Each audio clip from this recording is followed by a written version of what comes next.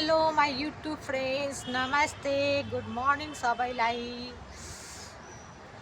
साथी हो, मलाई आज एउटा टपिकमा बोल्न मन लागिरहेको छ। त्यो टपिक हो भगवान्ले यो पृथ्वी किन बनाएको छ।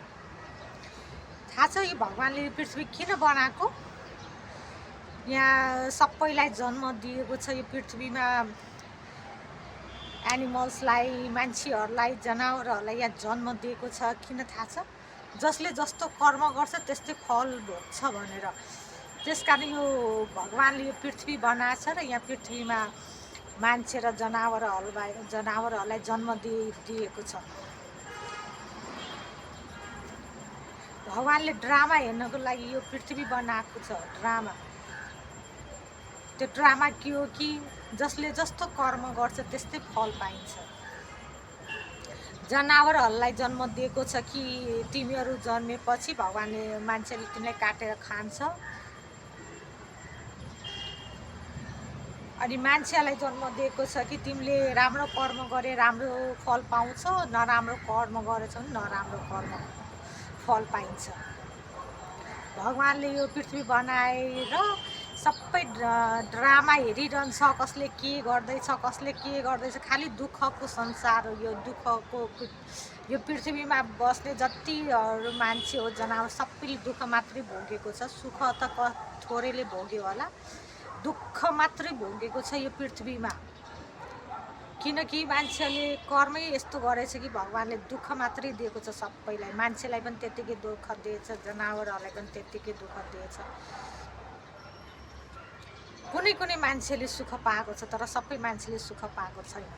कसैलाई पैसाको दुःख, कसैलाई काम नपाएर दुःख, कसैलाई रोग लागेर दुःख, कसैलाई बिहे नहुने समयमा दुःख, कसैलाई बिहे भएपछि बच्चा नहुने, बच्चा भएपछि बच्चाको सुख नभोग्ने।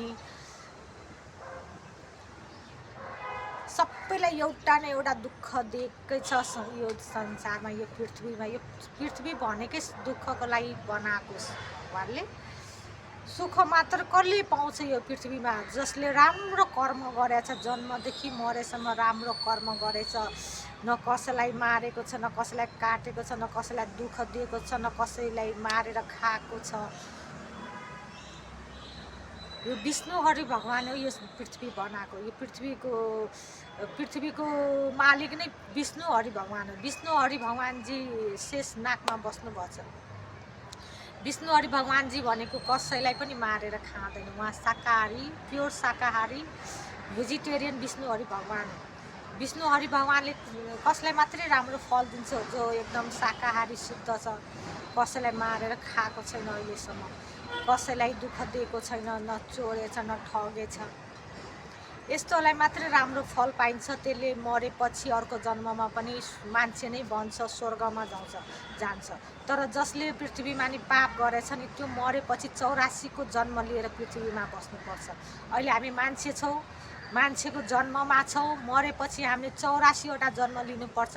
काग, कुकुर, बिरालो, भेडा, च्याङ्रा, कमिला, सर्प, बिच्छू, किरा फटेङ्ग्रा, जनावर, 84वटा जन्म लिनुपर्छ यो पृथ्वीमा पाप गर्नेहरूले। 84 जन्म लिएपछि कति दुःख भोग्नुपर्छ थाहा छ कि थाहा छैन तपाईँहरूलाई साथी? हामीले भगवान्ले हामीलाई 84 जन्म दिएको छ। अहिले हामी मान्छेको जन्ममा छौँ। मरेपछि हामीले पाप गरेछौँ भने मरेपछि हामीले 84 जन्म भोगेर त्यो पापको सजाय भोग्नै पर्छ यो पृथ्वीमा।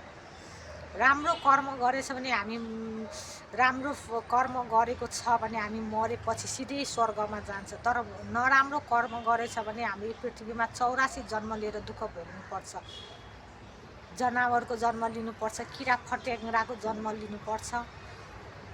र सबैभन्दा नराम्रो पाप भनेको के हो थाहा छ?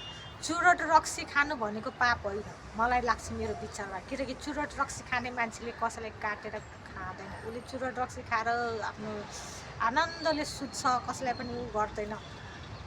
तर जसले मासु खाएको छ नि त्यो पापी नै हो, म त लाग्छ पापी नै हो। किनकि उसले काटेर खाएको हो नि त।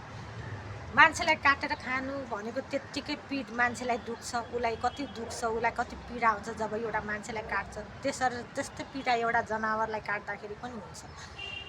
जनावरलाई काटे पनि त्यो जनावरलाई त्यति नै पीडा हुन्छ, दुःख हुन्छ।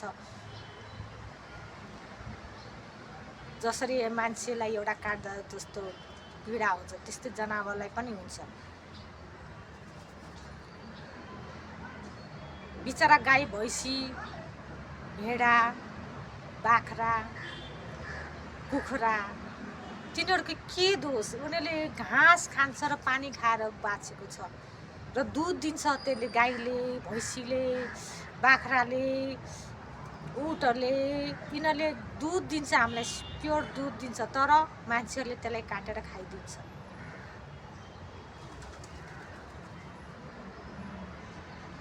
मान्छेहरूले त्यसलाई काटेर खाइदिन्छ। त्यो पाप हो नि त, एकदम पाप, ठुलो पाप हो नि। त्यसको कारण हामी मान्छे छौँ, मरेपछि हामीले फेरि अर्को जन्ममा त्यस्तै गाई भैँसी कुकुर बिरालो यस्तोको जन्म लिनुपर्छ। यस्तोको जन्म लिएर यो पृथ्वीमा यसको सजाय, पापको सजाय भोग्नै पर्छ। 84 जन्मको सजाय हामीले भोग्नै पर्छ पाप गरेछ भने। अनि एउटा कुरा भनौँ साथी, मलाई भन्न मन लाग्यो, यता मैले हेर्छु बिचरा माग्नेहरू रोडमा बाटोमा कस्तो सुतिरहन्छ। बाटैमा चिसो महिनाको छ है, यस्तो चिसो महिना छ। म यसो बाहिर घुम्न गएँ, बाहिर एक राउन्ड घुमेर आएको, हेरेको माग्नेहरू बिचरा बाटोमै सुतेछ। न उसलाई एउटा राम्रो सुत्ने ठाउँ छ, यो यता बनाइदिएको, यो म त यता बस्छु नि, न एउटा राम्रो सुत्ने ठाउँ छ उनीहरूलाई, न एउटा टोइलेट जानलाई एउटा टोइलेट पाएको छ, न एउटा नुहाउन पाएको छ। फोहोर लुगा फोहोर जिउ बाटोमै सुतेछ। कसैले पनि त्यस्तोहरूलाई केयर गर्दैन। त्यस्तोहरूको लागि त्यो एउटा टोइलेट, एउटा राम्रो बस्ने धर्मशाला, बाटो बाटोमा टोइलेट धर्मशाला पानीको व्यवस्था गरिदिएपछि त्यो बिचरा माग्नेहरू त्यसरी बाटोमा सुतेर बस्छ त? राम्रो कर्म भनेको त त्यस्तो कर्म गर्ने नि, जो बाटोमा बिचरा हेर्नु माग्नेहरू सुतिरहन्छ, बाटोमा सुतेको छ। त्यस्तो जाडो महिना छ, बाटोमा सुतेको छ। उनीहरूले एउटा राम्रो सफा लुगा लाउन पाएको छैन, एउटा राम्रो नुहाएर सफा हुन पाएको छैन, एउटा टोइलेट जान पाएको छैन,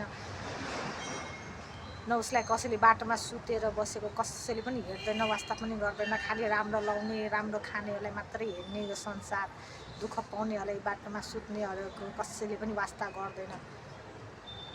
राम्रो कर्म गर्नु छ भने त्यस्तोहरूलाई हामी हेल्प गर्नुपर्छ। त्यस्तोहरूलाई माग्नेहरू जो बाटोमा सुतेछ तिनीहरूको लागि धर्मशाला टोइलेट धाराको व्यवस्था गरिदिनुपर्छ ठाउँ ठाउँमा। र त्यसरी जनावरहरूलाई बिचरा काटेर पनि खानु हुँदैन मेरो विचारले। किनकि जनावरहरूले हामीलाई गाई भैँसीको यिनीहरूले त हामीलाई दुःख दिएको छैन नि, तर हामीले किन तिनीहरूलाई काटेर खान्छ दिनदिनै? थाहा छ एउटा मान्छेलाई काट्नु र एउटा जनावर काट्नु भनेको एउटै कुरा होइन र?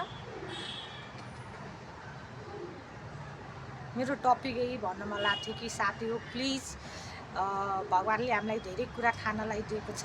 धेरै कुरा अन्न फलफुल तरकारी मसला दुध घिउ धेरै थरीको खानेकुरा दिएको छ। हामीले तरकारीलाई पनि राम्रो गरेर मिठो मसलाहरू राखेर बनाउने, मासुभन्दा मिठो तरकारी हुन्छ। थाहा छ तपाईँले? नन भेजभन्दा भेजिटेरियन फुड टेस्टी हुन्छ, डेलिसियस हुन्छ। हामीले एउटा तरकारी नै भनौँ न, कौलीको तरकारी हो, पनिरको तरकारी हो, सोयाबिन मस्यौराको तरकारी मिठो गरेर मसलाहरू राखेर बनाउनु त कति टेस्टी हुन्छ। मासु खानै पर्दैन, तर मान्छेले तरकारी चाहिँ मिठो गरेर बनाउनु चाहिँ जान्दैन, काटेरै खानुपर्ने मासु त्यस्तै हो। अनि एउटा बिचरा माग्नेहरूको लागि एउटा न, यहाँ म त यता नेपालमा बस्छु, हेर्नु मैले हेर्छु बाटोमा सुतिरहेको मान्छेहरू माग्नेहरूलाई न एउटा ठाउँमा धर्मशाला बनाइदिएको छ, न एउटा टोइलेट बनाइदिएको छ, न एउटा पानीको व्यवस्था छ। तिनीहरू बाटोमा सुतेको छ, कसैले पनि वास्ता गरेको छैन।